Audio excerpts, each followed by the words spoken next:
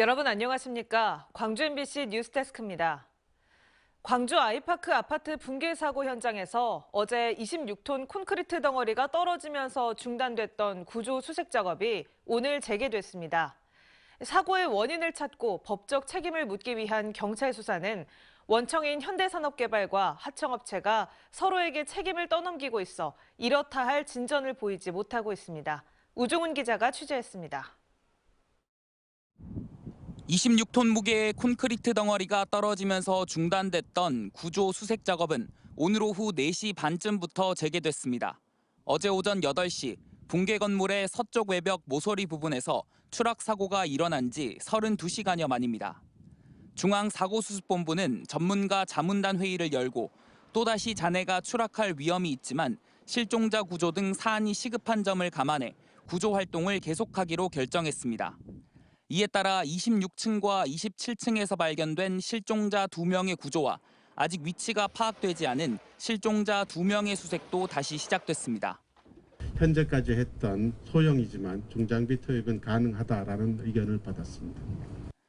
광주시는 시공사인 현대산업개발에게 1년 영업정지 또는 건설사 등록 말소 등 현행법이 허용하는 가장 강력한 처벌을 해달라고 정부와 서울시에 요청하기로 했습니다. 이번에 확실하게 책임을 물어서 이런 사고가 다시는 광주뿐만 아니라 다른 지역에서도 발생하지 않도록 경고를 줄 필요가 있다고 생각을 하고요. 하지만 이 같은 법적 책임을 묻기 위한 경찰 수사는 더디게 진행되고 있습니다. 현대산업개발 측은 동바리 무단 철거가 사고를 키웠다는 점은 인정하면서도 골조공사를 맡은 하청업체에 시공과 관련한 권한을 넘긴 상태였다며 책임을 부인했습니다. 반면 하청업체는 현대산업개발이 지시한 일이라는 주장을 고수하고 있습니다. 경찰은 사고의 핵심 원인인 동바리 무단 철거를 두고 법적 다툼의 여지가 있다면서 추가 증거 자료를 확보하는 동시에 국가수 소방청 등과 현장 감식에 나서기로 했습니다. MBC 뉴스 우종훈입니다.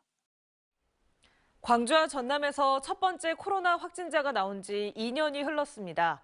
그동안 종교단체와 유흥업소 등을 중심으로 확산세가 끊이지 않았고 최근에는 오미크론 변이가 기승을 부리고 있습니다.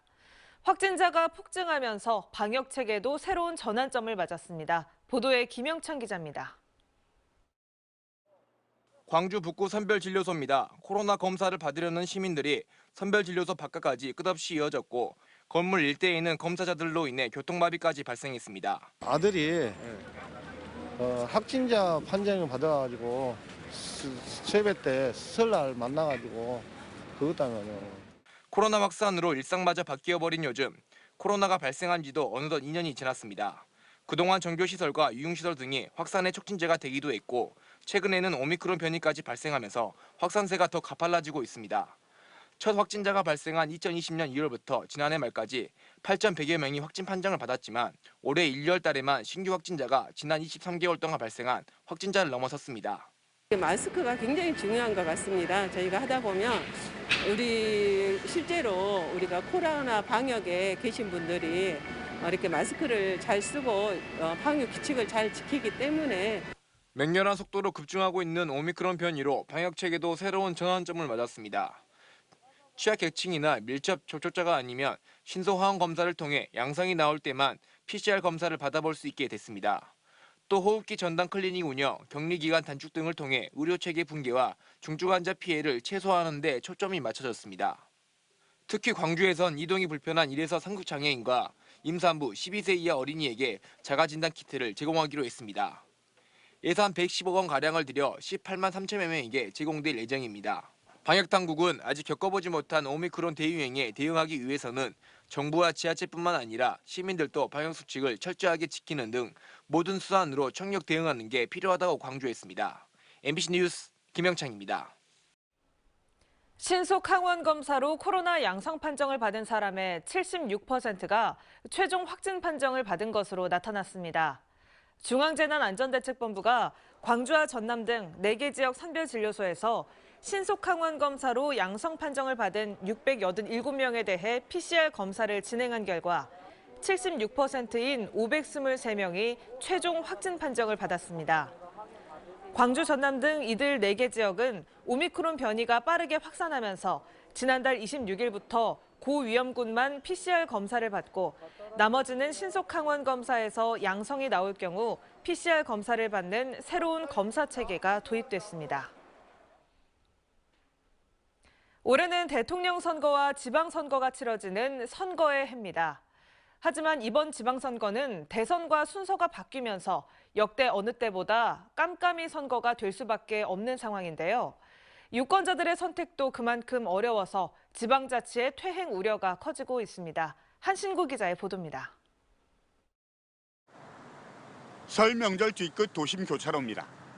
예년 선거해 같으면 얼굴을 알리려는 입지자들의 현수막으로 도배가 될 정도였는데 올해는 아예 횡합니다. 이맘때 본문을 잃었던 출판 기념회 역시 찾아보기 어렵습니다. 얼굴, 그다음 본인의 경력, 그다음 본인이 주장하고 싶은 그런 구호 슬로건들을 좀 많이 좀 알리고 싶은데 그런 게 이제 원천적으로 봉쇄가 되다 보니 지난 1일부터 지방선거 예비후보 등록도 시작됐지만 교육감 선거를 제외한 다른 지방선거 입지자는 싹이 말랐습니다. 화정동 아이파크 붕괴 여파로 입지자들이 선뜻 나서기 힘든 측면도 있지만 무엇보다 큰 원인은 대통령 선거와 지방선거의 순서가 바뀐 영향이 큽니다. 지난 2017년 대통령 탄핵 여파로 12월에 치러졌던 대통령 선거가 3월로 앞당겨졌습니다. 여야 정당이 대선에 올인하면서 예비후보 등록을 금지하는 등 개인적인 선거운동을 차단했기 때문입니다. 안 따르면 이건 거의 출마하지 말라는 뭐 그런 정도의 압박을 받고 있으니까요. 회장이라든지 좀 그런 낙인 지켜버리는. 정권 창출이 지상과제인 정당의 특수성 탓이지만 지역 일꾼을 뽑는 지방선거에 미치는 악영향은 큽니다. 대선 이후 지방선거 후보 공천까지는 길어야 2달 정도. 입지자들이 제대로 얼굴을 알릴 시간이 많지 않고 그나마 인지도가 낮은 정치 신인들은 더합니다. 유례 없는 깜깜이 선거가 될 수밖에 없고 후보의 능력이나 자질보다는 조직력이 공천의 가장 큰 무기가 될 수밖에 없습니다. 정치인들은 조직을 갖고 있는데 거기에 비해서 저희 시민들이 뭘 하겠습니까? 유권자들 역시 후보의 면면을 제대로 살피지도 못한 채 여론조사나 투표를 할 수밖에 없는 상황입니다. 대선에 묻혀서 사실상 지방선거운동 과정 자체가 아주 제한적으로 치러지기 때문에 그런 문제들은 필연적으로 지방자치의 문제, 그 부담, 비용이 전가된다라는 거죠. 문제는 대선이나 지방선거 지형이 바뀌지 않는 한 10년 뒤 총선, 20년 뒤 지방선거 때마다 이런 악순환을 되풀이할 수밖에 없다는 겁니다. MBC 뉴스 한신구입니다.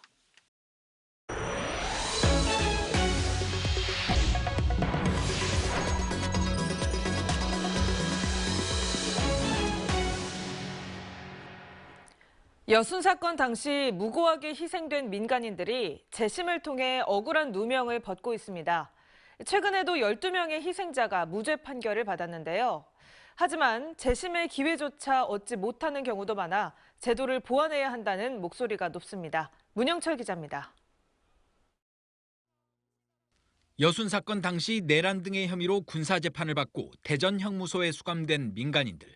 한국 전쟁이 발발한 직후 대전에 있는 한 산골로 끌려가 영문도 모른 채 집단 학살당했습니다. 지난달 말 법원은 재심을 통해 이 사건 희생자 12명에 대해 무죄를 선고했습니다.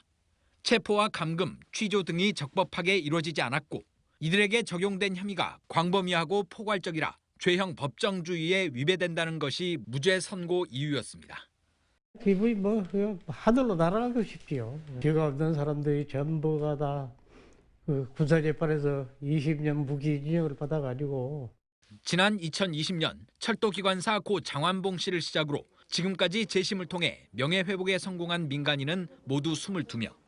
이딴 무죄 판결에 재심 청구 움직임도 활발해지고 있지만 제도권 밖에 있는 희생자와 유족도 적지 않습니다.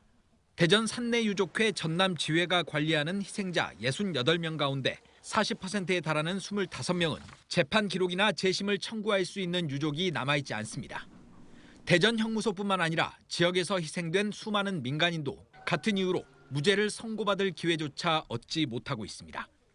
유족들은 개별적인 신청이 아닌 정부가 직권으로 재심을 청구하는 방안을 요구하고 있지만 현재까지 진전은 없는 상태입니다.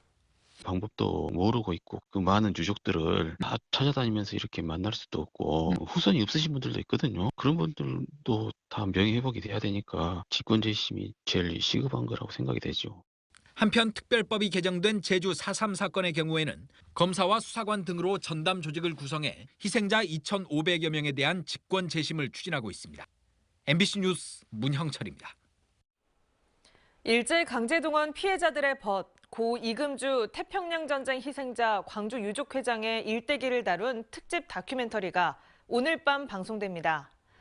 오늘 밤 10시 50분 광주 MBC TV를 통해 방송되는 광주 MBC 특집 다큐 금주의 유산에서는 1990년대 일본 정부를 상대로 제기한 광주 천인의 소송과 미쓰비시 근로정신대 소송 등 일제강제동원 피해자들을 위해 싸워온 고인의 삶을 조명할 예정이고 내레이션은 배우 문근영 씨가 맡았습니다.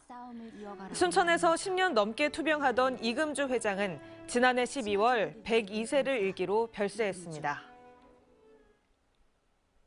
34명의 사상자를 낸 광주 클럽 붕괴 사고 업주들이 1심 재판에서 징역형이나 벌금형을 선고받았습니다. 광주지법 형사 3단독 판사는 업무상 과실치사상과 건축법 위반 등의 혐의로 기소된 6명에게 최고 징역 2년에서 최소 1년의 징역형과 최대 700만 원의 벌금형을 각각 선고했습니다. 이들은 지난 2019년 7월 광주 서구 치평동의 한 클럽을 불법 증축하고 안전요원도 배치하지 않아 2명이 숨지고 32명을 다치게 한 혐의로 재판에 넘겨졌습니다. 설 연휴 기간 80대 여성을 차로 치고 달아나 사망에 이르게 한 공무원이 경찰에 붙잡혔습니다. 장성경찰서는 지난 2일 새벽 6시 40분쯤 장성군 황룡면의 한 도로에서 80대 A씨를 차로 친 뒤 구호 조치 없이 현장을 떠난 혐의로 장성군청 공무직 공무원 27살 B씨를 붙잡아 조사 중입니다. 경찰 조사에서 B씨는 도로가 어두워 A씨를 발견하지 못했다고 진술한 것으로 알려졌습니다. 광주 서구에 대해 특정 감사를 실시한 광주시가 위법사항 60여 건을 적발했습니다. 광주시는 지난해 8월부터 2달간 서구에 대한 특정 감사를 실시하고 시정 13건과 주의 37건 등 위법사항 64건을 적발했다고 밝혔습니다. 서구는 불법으로 주정차 위반 과태료를 부과한 사실이 드러난 일부 공무원에 대한 징계 처분을 구인사위에서 임의로 처리하고 연가 보상비를 부당하게 집행하기도 한 것으로 드러났습니다. 광주시가 도시공원 환경을 개선해 시민 이용 만족도를 높이기로 했습니다. 광주시는 푸른길 공원 시설 개선에 22억 원, 풍암 생활체육공원 정비에 10억 원 등을 투입한다고 밝혔습니다.